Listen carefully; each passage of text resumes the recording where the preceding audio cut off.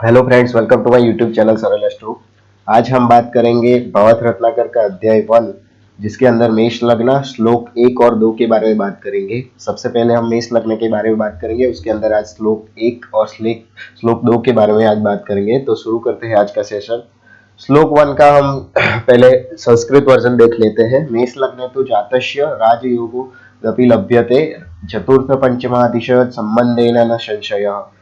मेष लग्न के अंदर नॉर्मली भी देखा जाता है तो कि चतुर्थेश और जो केंद्रेश है और पंचमेश त्रिकोणेश है, उन दोनों का अगर संबंध होता है तो राजयोग कारक बनता है। लघु पाराशर में भी हमने देखा है कि चतुर्थेश और पंचमेश का जो भी संबंध करता है, संबंध किसी भी तरह से हो सकते हैं। दृष्टि संबंध भी होते हैं, राशि परिवर्तन भी होता है, उस हिसाब से भी आप संबंध मान सकते हैं। तो उन दोनों का अगर संबंध होता है तो वो राजयोग कारक बनता है। लेकिन ये मेष लग्न है, मेष लग्न के अंदर चौथे स्थान में कौन सा ग्रह होता, कौन सी राशि होती है? तो चंद्र की राशि, और पांचवें स्थान में सूर्य की राशि। यानी सूर्य और चंद्र का अगर कहीं भी राशि परिवर्तन या तो फिर कोई भी किसी भी तरह से संबंध होता है तो वो राजयोग कारक बनता है। मैंने यहाँ एग्जाम्पल के तौर पे मेष लग्न की एक कुंडली रखी है, उसके अंदर चौथे स्थान में सूर्य है, पांचवें स्थान में चंद्र है। तो देखिए राशि परिवर्तन हुआ।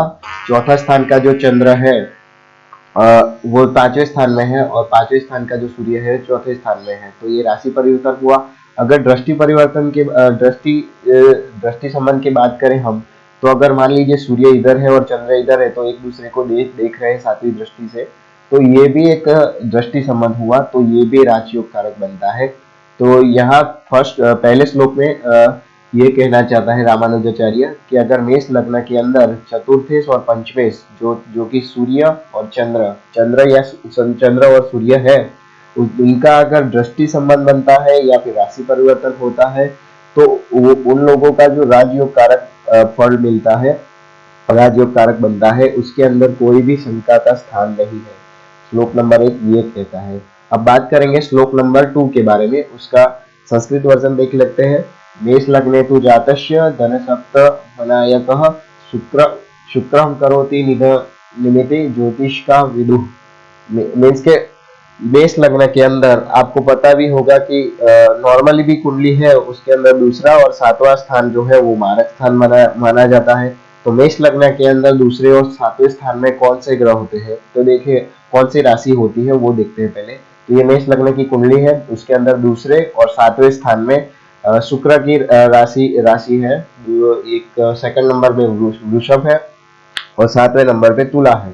तो तुला और वृषभ दोनों शुक्र की राशि हैं। तो मेष लग्न के अंदर वृषभ और तुला दूसरे और सातवें स्थान में है, इसी वजह से शुक्र इधर परम मारक बनता है। और अगर मेष लग्न के अंदर जो भी आदमी जिनका जन्म हुआ है वो शुक्र पोता खुद की महादशा अंतर्दशा में मृत्यु देता है। और खास स्पेशली जब शुक्र दूसरे या फिर सातवें स्थान में हो तो फिर वो ज्यादातर मारक बनता है और मृत्यु देता है। तो ये रामानुजाचार्य ये कहना चाहता है कि मेष लग्न के अंदर दूसरे और सातवें स्थान का जो राशि है, जो ग्रह है वो शुक्र, ये मेष लग्न के अंदर मारक बनता है। और वो अगर स्पेशली दूसरे और सातवें स्थान में है, दूसरे या फिर सातवें स्थान में है, तो वो ज्यादा मारक बनता है, ये कहना चाहते हैं। तो आज ये दो श्लोक थे। पहले श्लोक में हमने देखा कि चतुर्थेश और पंचमेश का अगर संबंध कहीं बनता है मेष लग्न के अंदर तो वो राजयोग कारक माना जाता है। लघु पाराशर भी यही कहती है। सेकंड नंबर के श्लोक के अंदर हमने देखा कि मेष लग्न के अंदर दूसरे और सातवां स्थान जो है वो मारक स्थान है। कोई भी कुंडली आप देख लीजिए, कोई भी लग्न आप देख लीजिए, दूसरा और सातवां स्थान मारक स्थान ही माना जाता है। तो उसके अंदर दूसरा और सातवां स्थान का जो ग्रह है वो शुक्र है इधर, तो शुक्र इधर परम मारक बनता है। तो शुक्र खुद की दशा अंतर्दशा में जातक को मृत्यु देता है। और जब स्पेशली शुक्र दूसरे या फिर सातवें स्थान में हो और पाप ग्रह है जो दूसरे सूर्य शनि मंगल उससे दृष्ट हो, दृष्ट यानी वो भी उनको देखते हुए हो, तो वो परम मारक बनता है। रामानुजाचार्य ये कहना चाहते हैं। तो आज के लिए बस इतना ही था। उम्मीद है आपको ये वीडियो अच्छा लगा होगा। आगे भी ऐसे वीडियो आते रहेंगे, तो अगर आगे वीडियो आपको देखना है तो लाइक शेयर एंड सब्सक्राइब जरूर कीजिए। तब तक के लिए मुझे इजाजत दीजिए। Thank you.